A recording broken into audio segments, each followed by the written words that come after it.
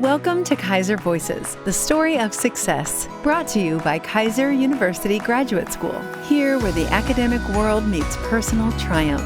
Join us today as we dive into the captivating tales of success.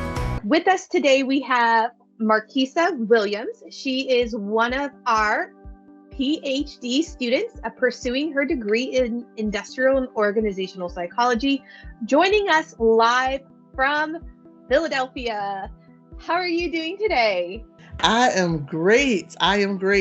Yes, you mentioned my Philly, the home of the best cheesesteaks ever. So we're excited to have you on to share a little bit about yourself, your history, and really what drives you as we celebrate Black History Month. So if you don't mind, I'd like to really get into the questions because I actually have a lot for you today. Okay. So can you share with us either a personal story or experience that highlights the importance of recognizing history months for you, whether it be Black History Month, we know we have Hispanic history, women's history, they all play a vital role in it being Black History Month. Mm-hmm. What does that mean to you? Well, I will say Black History Month has become really a rich celebration or acknowledgement for me. And I will say it wasn't always, when I was younger, you're just kind of living life. You're just doing what you do, right? And you have various experiences. However, it wasn't until I got a little bit older that I really identified that I really didn't know much about my history, Black history. We had, of course, Black History Month. We learned a few things, around Martin Luther King. We learned some, about various people, slavery even. And that was really the parameters that I had because in school, right, we learned American history. So it really wasn't any separation, between the two, Black history, American history. But I did come to realize that there was some significance in learning more about Black history in addition, right, to American history. And so I began to read and I began to study a lot. And I realized that, again, that I was limited in my knowledge as a Black person. I didn't know a lot about my history. And just through reading, I just became more aware of some of the cool people who really sacrificed and persevered. And so when I think about Black history, one of the words that comes to mind for me is perseverance.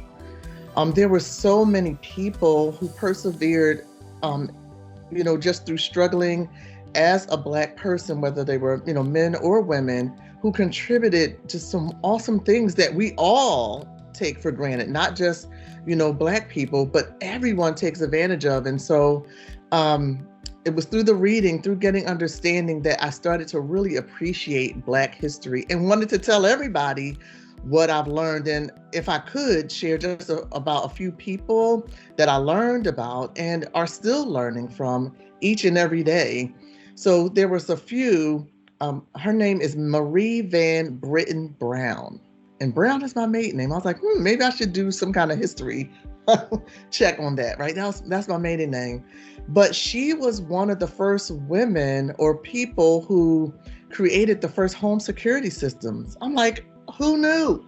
Who knew these things? And we use it all the time today, right? We have Ring, we have all versions of home security systems. And it was because of things that was going on in her neighborhood that she began to create this home security system. I was like, wow, I never knew that. We don't think about who makes stuff sometimes, right?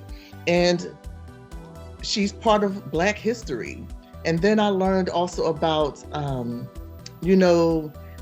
women who contributed, right? About, with the launch of our astronauts, for John Glenn, right? We saw the movie. Yes, that was a fantastic movie. And who knew? You know what I mean? Who knew? So just excited about, so Black History Expanse is not just about celebrating the month necessarily, but it does bring awareness or reminders, right? That we can take a pause and to remember or be intentional about looking up others who contributed to our society that were Black. Our Black history is very rich, and it doesn't take away from any other culture, doesn't take away from anyone else. But there's just merit for everyone to learn more about Black history, each and every day or whenever you get a chance. It's just, I think it's just super important. And I know one thing's for sure, not just from reading the books, it pointed me back to even start talking to my mom and my grandma, because we didn't really talk a lot about that even in our homes, about the things that my family, my grandparents, they persevered through. And my grandmother was one of the first nurses, African-American nurses in the South. She was one of the first in some of the schools that she attended.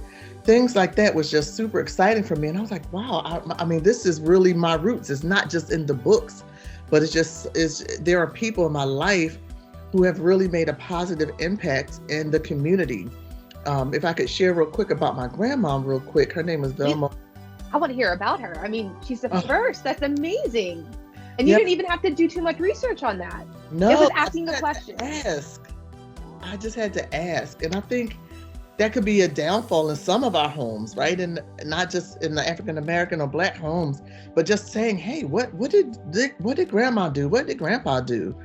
And my grandmother was an avid reader. She just loved people. She didn't care what color you was, anything. She would always, walk through the neighborhood and speak to the homeless, give what she had.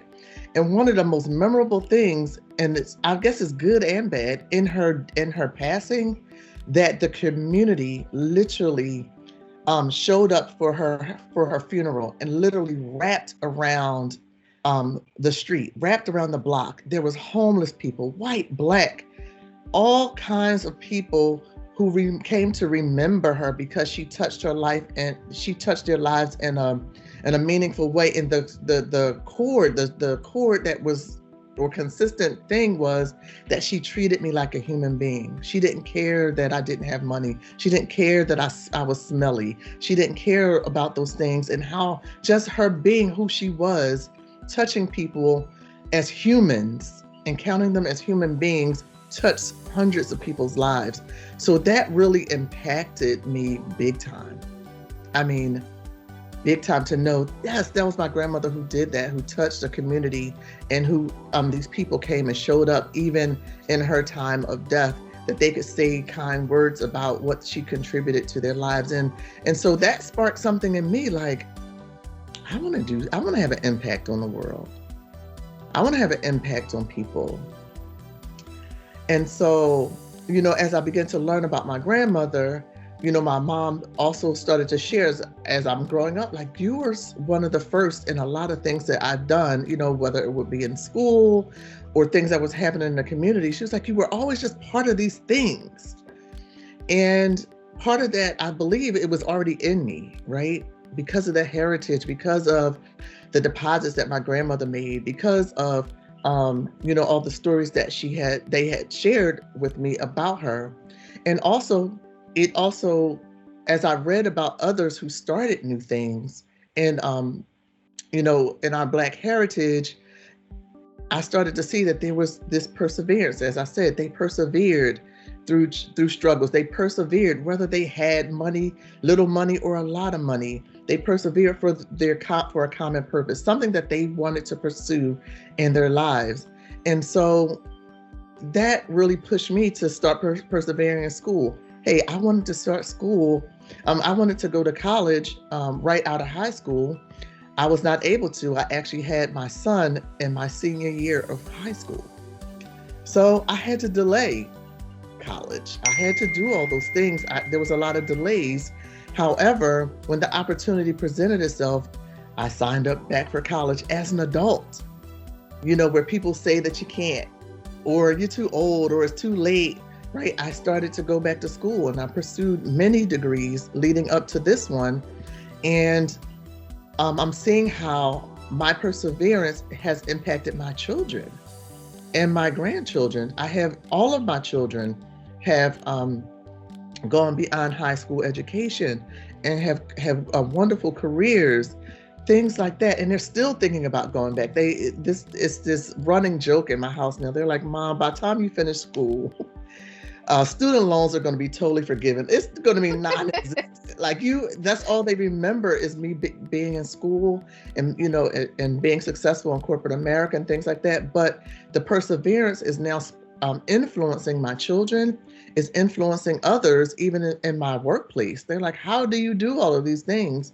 And I believe it's through the people who were before me, who persevered, no matter what, because they found what their purpose is and they wanted to pursue.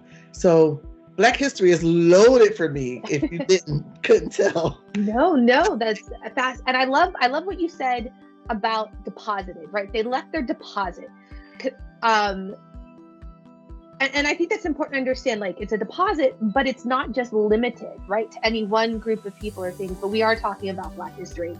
So how would you say or suggest some effective ways, I know you mentioned communications, that we can engage and honor Black History Month, both personally and within the community?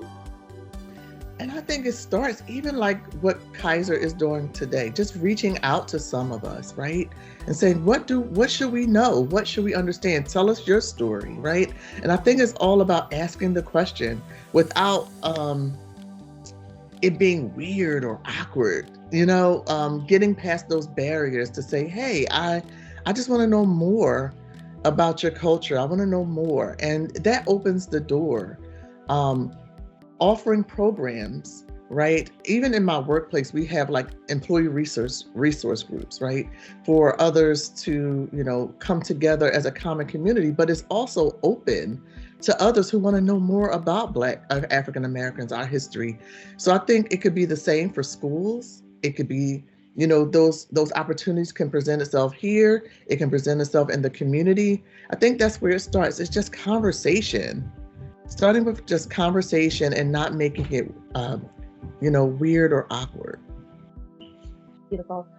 I have like so many questions, and I'm trying to keep in mind that, we're limited in time and we could probably spend all day talking to you alone. But do you think that, or how do you think really, Black History Month contributes to our understanding and appreciation of diversity and inclusion in society? It definitely contributes to diversity and inclusion, but I do think that it contributes when one is open to it, right? Unfortunately, we don't have, there are some who are just not open to learning more about other cultures, diversity and inclusion, how we can do that, right? And I think it does have an impact, but it starts with sharing our story, individuals being inquisitive enough to ask, and then finding opportunities just to share. Coming out of our spaces, coming out of our boxes allows for those conversations to take place, to expose things that, what's the word I'm looking for? Biases. We have unconscious biases, right? We have all those things to opportunities, create opportunities to debunk myths. And if I could just share one thing about a debunking of a myth, that occurred actually in my workplace. So I work in corporate America, been there for a very long time. And I've always, wore, my hair in various styles. I will tell you, I used to wear weaves and wigs and all. You didn't know who I was from day to day, right? But I was molding myself into a culture where it was expected for me to look a certain way. And then one day I decided, I just wasn't satisfied with all the, number one, the expense that all that stuff takes, but also I just was never satisfied with what was going on with my hair. So one day I talked to my family. I said, hey, I just want to do this natural thing. So I cut all of my hair down and I started to wear locks. So these are locks that I have now. And I was terrified to go to work because I was concerned about what people would think, because there are biases around, locks and things like that, wearing natural hair in the culture, in the space that I was in. And so I just took a plunge and just went to work just like I was. And people were like, oh my gosh, but it opened the door. People were like, what made you do that? and I shared my story, like, I just want to be authentically me. This is who I am. And I totally had to embrace that. And that was good for me personally, but it opened the door for inclusion for other people to understand where I was coming from and to understand the story. And they totally loved it when I thought they were fearful, because I took on other people's biases about right here. It's subtle things like hair. Things like that can trigger biases or make people uncomfortable. But that was how I opened the door for conversation around diversity, inclusion, accepting one for who we are, And so I thought I would share that because it's a thing. It really is a thing. No, it's important to, it starts with accepting you. And, like you said, like periods of celebration, like Black History Month, that's when you can come truly to start that conversation where you respect yourself. And then you take it back to the origins, to those impacts, to those people that, I love the phrase, made the deposit, that persevered in troubling times. And I'm so honored, Marquissa, that you could talk to us today. And certainly we've had a great conversation about Black History Month, but I want to ask about you. So I am famous when I get the opportunity to talk to new students, and you're not a new student, but what was your why? What was your why for choosing to pursue your PhD here at Keiser? Ooh, can I just start off by saying, I really didn't want to. I thought I was going to be finished right after my master's. I'm done. This is it. But more and more, I've just began to really have a passion about organizational structure and tying in the psychology of people, how we're wired and how it makes organizations tick and how it all merges together. And I just said, is there a thing of organizational psychology? Is this a thing? And lo and behold, it was. And so Keiser was one of the first schools that popped up for organizational psychology. So I want to go deeper in that, to be able to help organizations and leaders to be successful in whatever they want to pursue. I like to look at the gaps, right, that are in organization and help to bridge them, to solve problems. And I believe that having a PhD in IO will help me leverage, right, that career goal. I really want to consult small businesses, and I actually want to consult churches as well, because that's another vein of who I am. But I want to be able for organizations to thrive and to really to be able to be sustainable. So I wanted to come and get this degree also to get some resources, like, what are some assessments? You can't just make them all up, right? You can, but it's going to take some time, as I've learned. But ways to assess organizations, getting tools and resources under my belt that would make me successful as a consultant in organizations. So that's why I wanted to pursue my PhD in the IO field, because I love the psychological pieces, as well as the organizational and assessments that will help organizations thrive. Amazing. And it sounds like you're going to be leaving that deposit. I think that's going to be my new phrase. I love it. You're going to be leaving that deposit not only on those organizations that you're helping, the churches, but like you said, you're setting an example, leaving the deposit on your children and your family and your community too, just like your grandmother showed you. So Marquissa, thank you so much for taking the time to talk to us today. I hope we can have more conversations in the future. Yes. And thank you for helping us celebrate Black History Month. Thank you so much for having me. I'm truly honored. Thank you so much. Thank you for journeying with us today on Keiser Voices, the Story of Success. As we close this chapter, remember, every story has its next page.